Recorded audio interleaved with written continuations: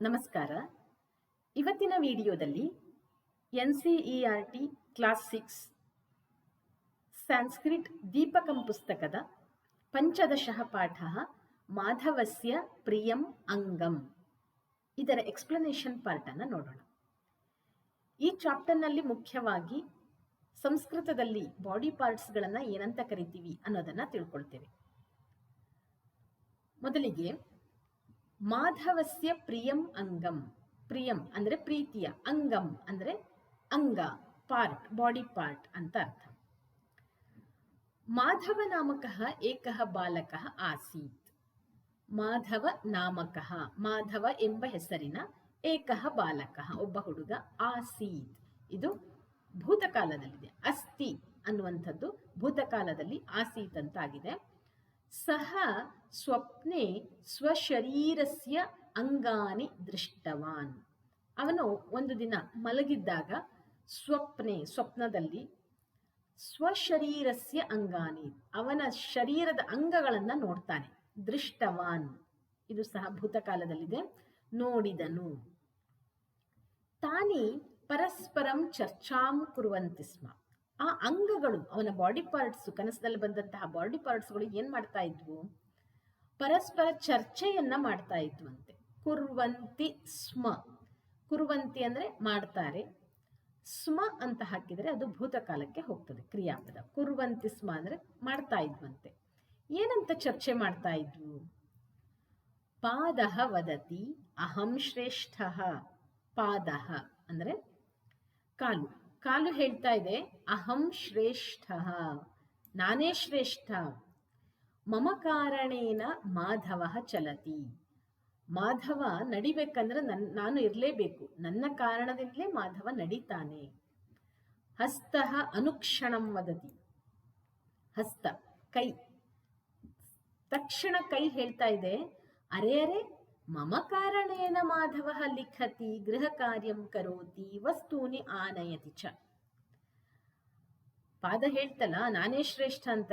Wait ಮಾಡು, ನನ್ನ ಕಾರಣದಿಂದ ಮಾಧವ ಬರೆಯೋದು, ಗೃಹ ಕಾರ್ಯಂ ಅಂದ್ರೆ ಹೋಮ್ವರ್ಕ್ಗಳನ್ನ ಮಾಡುವಂಥದ್ದು, ವಸ್ತೂನಿ ಆನಯತಿ ವಸ್ತುಗಳನ್ನ ತಂದು ಆ ಕಡೆ ಈ ಕಡೆ ಇಡುವಂತ.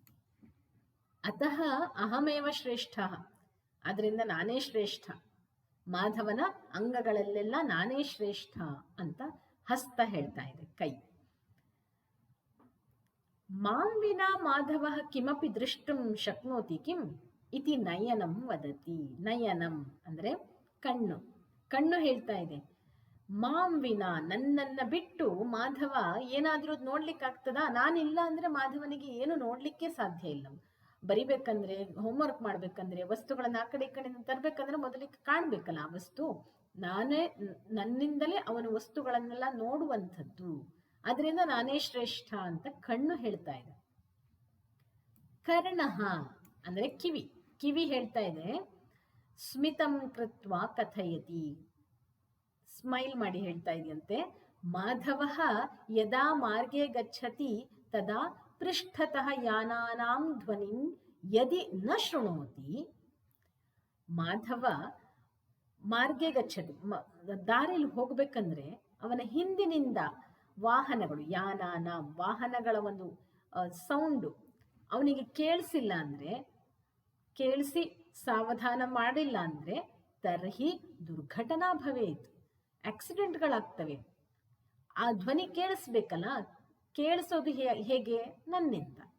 ಮಾಧವ ಮಮ ಕಾರಣೇನ ಏವ ಶಿಕ್ಷಕಸ್ಯ ಉಪದೇಶಂ ಶ್ರುತ್ವ ಜ್ಞಾನಂ ವರ್ಧಯತಿ.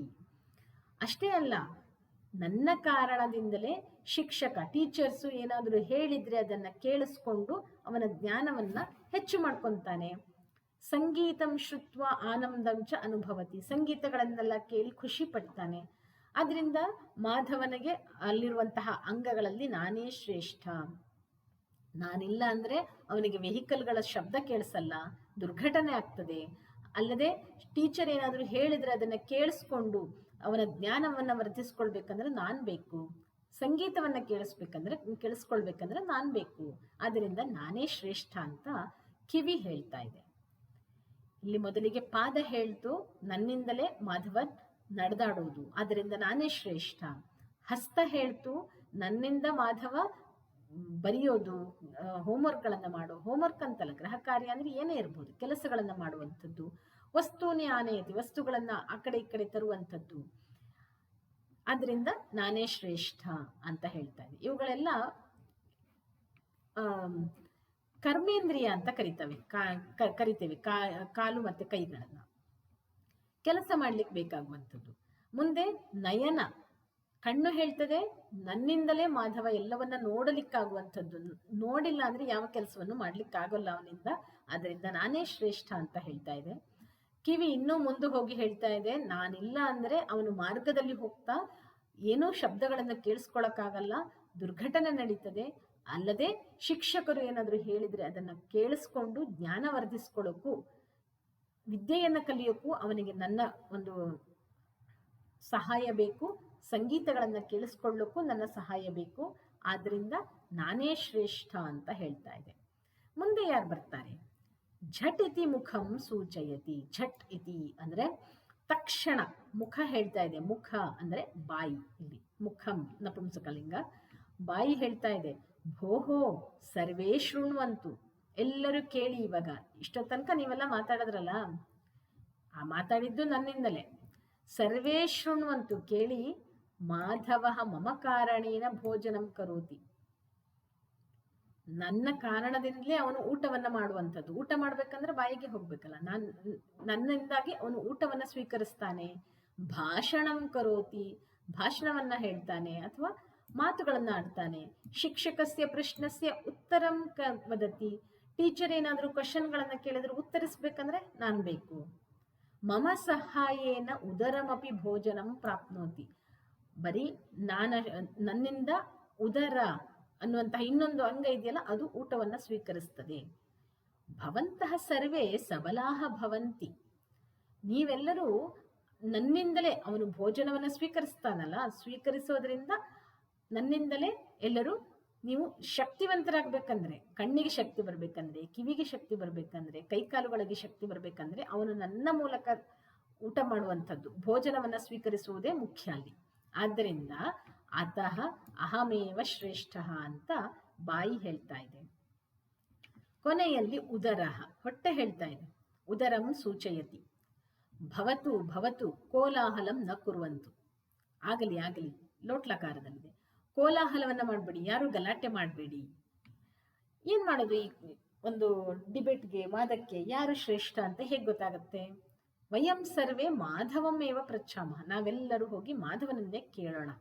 ಕಹ ಶ್ರೇಷ್ಠ ಇತಿ, ಯಾರು ನಿಮ್ಮಲ್ಲಿ, ನಿನಗೆ ನಮ್ಮಿಷ್ಟ ಜನರಲ್ಲಿ ಯಾರು ಶ್ರೇಷ್ಠ ಅಂತ ಅನಿಸ್ತದೆ ಅಂತ ಮಾಧವನನ್ನೇ ಕೇಳೋಣ ಅಂತ ಹೇಳ್ತಾ ಇದ್ದಾರೆ. ಮಾಧವ ವಿಚಾರಯತಿ ಬೋಧಯತಿ ಚ, ಈಗ ಮಾಧವ ಯೋಚನೆ ಮಾಡ್ತಾನೆ, ಯಾರನ್ನ ಶ್ರೇಷ್ಠಾಂಗ ಅಂತ ಹೇಳ್ಬೇಕು. ಯೋಚನೆ ಮಾಡಿ ಹೇಳ್ತಾ ಇದ್ದಾನೆ, ಮಮ ಶರೀರಸ್ಯ ಸರ್ವಾಣಿ ಅಂಗಾನಿ ಮಮ ಕೃತೆ ಉಪಕಾರಕಾಣಿ ಸಂತಿ, ನನ್ನ ಶರೀರದಲ್ಲಿರುವಂತಹ ಎಲ್ಲಾ ಅಂಗಗಳು ನನಗೆ ಉಪಕಾರಕಗಳೇ ಆಗಿವೆ. ಅಹಂ ನಯನಾಭ್ಯಾಂ ಪಶ್ಯಾಮಿ, ನಾನು ನಯನಾಭ್ಯಾಂ ದ್ವಿವಚನದಲ್ಲಿದೆ, ಎರಡು ಕಣ್ಣುಗಳಿಂದ ನೋಡ್ತೇನೆ. ಕರ್ಣಾಭ್ಯಾಂ ಶೃಣೋಮಿ, ಎರಡು ಕಿವಿಗಳಿಂದ ಕೇಳಿಸ್ಕೊಳ್ತೇನೆ. ಮುಖೇನ ಭಾಷಣಂ ಕರೋಮಿ ಭೋಜನಂ ಕರೋಮಿ ಚ, ಬಾಯಿಯಿಂದ ಭಾಷಣವನ್ನ ಮಾಡ್ತೇನೆ ಅಥವಾ ಮಾತುಗಳನ್ನ ಆಡ್ತೇನೆ, ಊಟವನ್ನು ಸಹ ಮಾಡ್ತೇನೆ. ಉದರೇಣ ಪಾಚನಾತ್ ಶಕ್ತಿಂ ಪ್ರಾಪ್ನೋತಿ, ಉದರ ಏನ್ ಮಾಡ್ತದೆ? ನಾನು ಕಳುಹಿಸಿದ ಊಟವನ್ನ ಜೀರ್ಣ ಮಾಡ್ತದೆ, ಅದರಿಂದ ನನಗೆ ಶಕ್ತಿ ಸಿಗ್ತದೆ. ಪಾದಾಭ್ಯಾಂ ಚ ಚಲಾಮಿ, ಪಾದಗಳಿಂದ ನಾನು ಚಲಿಸ್ತೇನೆ. ಆದ್ರಿಂದ ಅತಃ ಭವಂತಹ ಸರ್ವೇಪಿ ಶ್ರೇಷ್ಠಾಃ, ನೀವೆಲ್ಲರೂ ನನಗೆ ಶ್ರೇಷ್ಠರೇ. ಯಾರು ಒಬ್ಬರು ಶ್ರೇಷ್ಠ, ಒಬ್ಬರು ಇಲ್ಲದಿದ್ದರೆ ಪರವಾಗಿಲ್ಲ ಅನ್ನುವಂತಹ ಪರಿಸ್ಥಿತಿ ಇಲ್ಲ, ಎಲ್ಲರೂ ಬೇಕು ನನಗೆ, ನೀವೆಲ್ಲರೂ ಶ್ರೇಷ್ಠರೇ ಅಂತ ಹೇಳ್ತಾನೆ. ನಾವು ಪ್ರೀವಿಯಸ್ ಚಾಪ್ಟರ್ನಲ್ಲಿ ನೋಡೋದಾದ್ರೆ ಆಲಸ್ಯಂ ಹಿ ಮನುಷ್ಯಾಣಂ ಶರೀರಸ್ಥೋ ಮಹಾನ್ ರಿಪುಹು, ಆ ಚಾಪ್ಟರ್ನಲ್ಲೂ ಸಹ ಧನಿಕ ಆ ಭಿಕ್ಷುಕನಿಗೆ ಇದನ್ನೇ ಹೇಳುವಂಥದ್ದು. ನಮ್ಮಲ್ಲಿರುವ ಪ್ರತಿಯೊಂದು ಅಂಗಗಳು ಬೆಲೆ ಬಾಳುವಂಥದ್ದು, ಎಲ್ಲವೂ ನಮಗೆ ಶ್ರೇಷ್ಠವೇ, ಎಲ್ಲ ಅಂಗಗಳು ಬೇಕು. ಸರಿಯಾಗಿದ್ದರೆ ಮಾತ್ರ ನಾವು ಕೆಲಸ ಮಾಡಲಿಕ್ಕೆ ಸಾಧ್ಯ ಆಗ್ತದೆ, ಉತ್ತಮ ಬದುಕನ್ನು ಸಾಗಿಸ್ಲಿಕ್ಕೆ ಸಾಧ್ಯ ಆಗ್ತದೆ. ಆದ್ದರಿಂದ ಭವಂತಹ ಸರ್ವೇಪಿ ಮಮ ಪ್ರಿಯ, ನೀವೆಲ್ಲರೂ ನನಗೆ ಇಷ್ಟ ಅಂತ ಮಾಧವ ಹೇಳ್ತಾ ಇದ್ದಾನೆ. ಶಬ್ದಾರ್ಥಗಳನ್ನು ನೋಡೋದಾದ್ರೆ ಸ್ವಪ್ನೆ ಅಂದ್ರೆ ಸ್ವಪ್ನ ಅಂದ್ರೆ ಡ್ರೀಮ್ ಅಂತ ಅರ್ಥ. ಸ್ವಪ್ನೆ ಸಪ್ತಮಿ ವಿಭಕ್ತಿಯಲ್ಲಿದೆ. ಇನ್ ಡ್ರೀಮ್ ಕನಸಿನಲ್ಲಿ ಅಂತ ಹೇಳ್ಬಹುದು ಕನ್ನಡದಲ್ಲಾದ್ರೆ. ಸ್ವಶರೀರಸ್ಯ ತನ್ನ ಶರೀರದ. ಅಂಗಾನಿ ಅಂಗಂ ಅಂದ್ರೆ ಬಾಡಿ ಪಾರ್ಟ್. ಅಂಗಾನಿ ಬಹುವಚನದಲ್ಲಿದೆ. ಬಾಡಿ ಪಾರ್ಟ್ಸ್ ದೇಹದ ಅವಯವಗಳು. ದೃಷ್ಟವಾನ್ ಭೂತಕಾಲದಲ್ಲಿದೆ. ನೋಡಿದನು ಇದು ಪುಲ್ಲಿಂಗಕ್ಕೆ ಆಗುವಂಥದ್ದು. ಸ್ತ್ರೀಲಿಂಗ ಆದ ದೃಷ್ಟವತಿ ಅಂತ ಆಗ್ತದೆ. ದೃಷ್ಟವಾನ್ ಅನ್ನುವಂಥದ್ದು ನೋಡಿದನು ಅಂತಾನೆ ಆಗ್ತದೆ ಪುಲ್ಲಿಂಗದಲ್ಲಿ. ಚರ್ಚಾಂ ಚರ್ಚೆ ವಾದ ಅಥವಾ ಡಿಸ್ಕಷನ್ ವಾದ ಅಂತ ಹೇಳ್ಬೋದು. ಶ್ರೇಷ್ಠ ಗ್ರೇಟ್ ಶ್ರೇಷ್ಠ ಅಂತಲೇ ಕನ್ನಡದಲ್ಲಿ ಹೇಳ್ತೀವಿ. ಅನುಕ್ಷಣಂ ಅಂದ್ರೆ ಇನ್ಸ್ಟೆಂಟ್ಲಿ ಕೂಡಲೇ ಅಂತ. ಗೃಹ ಕಾರ್ಯಂ ಹೋಮ್ವರ್ಕ್. ಇಲ್ಲಿ ಮಾಧವ ಅವನು ಚಿಕ್ಕ ಹುಡುಗನಾದ್ರಿಂದ ಹೋಮ್ವರ್ಕ್ ಅಂತ ತಗೊಂಡಿದ್ದಾರೆ. ಇಲ್ಲ ಗೃಹ ಕಾರ್ಯಂ ಮಾತಾ ಗೃಹ ಕಾರ್ಯಂ ಕರೋತಿ ಅಂದ್ರೆ ಮನೆಯ ಕೆಲಸಗಳನ್ನ ಮಾಡುವಂಥದ್ದು ಹೋಮ್ವರ್ಕ್, ಮನೆ ಕೆಲಸ ಅಂತ ಬರಿಬಹುದು. ಮಾಂ ವಿನಾ ನನ್ನನ್ನು ಬಿಟ್ಟು. ಸ್ಮಿತಂ ಅಂದ್ರೆ ಸ್ಮೈಲ್ ಅಂತ, ನಸು ನಗು ಅಂತ ಹೇಳ್ಬಹುದು. ಶಕ್ನೋತಿ ಏಬಲ್ ಟು ಸಾಧ್ಯವಿದೆ ಅಂತ. ಮಾರ್ಗೆ ಸಪ್ತಮಿ ವಿಭಕ್ತಿಯಲ್ಲಿದೆ. ಆನ್ ರೋಡ್ ಅಂತ ಕೊಟ್ಟಿದ್ದಾರೆ ಅಂದ್ರೆ ಮಾರ್ಗದಲ್ಲಿ. ಸಂಗೀತಂ ಮ್ಯೂಸಿಕ್ ಸಂಗೀತ. ಸಾಹಾಯೇನ ಅಂದ್ರೆ ಸಹಾಯದಿಂದ. ಸಾಹಾಯೇನ. ಪ್ರಾಪ್ನೋತಿ ಗೆಟ್ಸ್ ಅಂತ, ಪಡೆಯುತ್ತಾನೆ ಅಥವಾ ಪಡೆಯುತ್ತಾಳೆ ಕ್ರಿಯಾಪದ ಇದು. ಸಬಲಾಹ ಅಂದ್ರೆ ಸ್ಟ್ರಾಂಗ್ ಆಗುವಂಥದ್ದು, ಶಕ್ತಿವಂತ ಆಗುವಂಥದ್ದು. ಭವೇತ್ ಮೇ ಹ್ಯಾಪನ್ ಆಗ್ಲಿ ಅಂತ. ಕೋಲಾಹಲಂ ಅಂದ್ರೆ ಜಗಳ ಅಂತ, ಜಗಳವನ್ನ ಮಾಡಬೇಡಿ. ಕ್ವಾರಲ್ ಅಂತ ಕೊಟ್ಟಿದ್ದಾರೆ ಇಲ್ಲಿ, ಜಗಳವನ್ನ ಮಾಡಬೇಡಿ. ಇನ್ನೊಂದು ಅರ್ಥ ಆರವಹ ಅಂತಾನು ಹೇಳ್ಬಹುದು. ವಿಚಾರಯತಿ ಅಂದ್ರೆ ವಿಚಾರವನ್ನ ಮಾಡುವಂತ, ಚಿಂತೆಯನ್ನ ಮಾಡುವಂತ, ಥಿಂಕ್ಸ್ ಅಂತ, ವಿಚಾರವನ್ನ ಮಾಡು ಅಂತ. ಬೋಧಯತಿ ಬೋಧಿಸೋದು ಅಂದ್ರೆ ಅಡ್ವೈಸ್ ಮಾಡೋದು, ಉಪದೇಶವನ್ನ ಕೊಡುವಂಥದ್ದು. ಉಪದೇಶಿಸು ಅಂತ ಹೇಳ್ಬೋದು. ಉಪಕಾರಕಾಣಿ ಹೆಲ್ಪ್ಫುಲ್ ಸಹಾಯಕಗಳು ಅಂತ. ಶಕ್ತಿಂ ಶಕ್ತಿಯನ್ನು ಶಕ್ತಿಯನ್ನು ಅಂತ ಹೇಳ್ಬಹುದು. ಸ್ಟ್ರೆಂತ್ ಅಂತ, ಶಕ್ತಿಯನ್ನು ಅಂತ ಹೇಳ್ಬೋದು. ಮುಂದೆ ವಯಂ ಅಭ್ಯಾಸಂ ಕುರ್ಮಃ. ಇದು ಹಾಗೆ ಉಳಿದ ಬಾಡಿ ಪಾರ್ಟ್ಸ್ಗಳ ಒಂದು ಲಿಸ್ಟ್ ಅನ್ನ ಕೊಡ್ತಾ ಇದ್ದಾರೆ. ಈ ಎಕ್ಸಸೈಸ್ ಪಾರ್ಟ್ ಅನ್ನ ಮುಂದಿನ ವಿಡಿಯೋದಲ್ಲಿ ನೋಡೋಣ. ಇಲ್ಲಿ ಕೆಲವೊಂದು ಅಂಗಗಳನ್ನ ನೋಡಿದ್ವಿ. ಪಾದಃ ಪುಲ್ಲಿಂಗದಲ್ಲಿದೆ. ಹಸ್ತಃ ಪುಲ್ಲಿಂಗ. ಹಾಗೆ ನಯನಂ ನಪುಂಸಕಲಿಂಗದಲ್ಲಿದೆ. ಕರ್ಣಃ ಪುಲ್ಲಿಂಗದಲ್ಲಿದೆ. ಮುಂದೆ ಮುಖಂ ಅನ್ನುವಂಥದ್ದು ನಪುಂಸಕಲಿಂಗ. ಉದರಂ ನಪುಂಸಕಲಿಂಗ.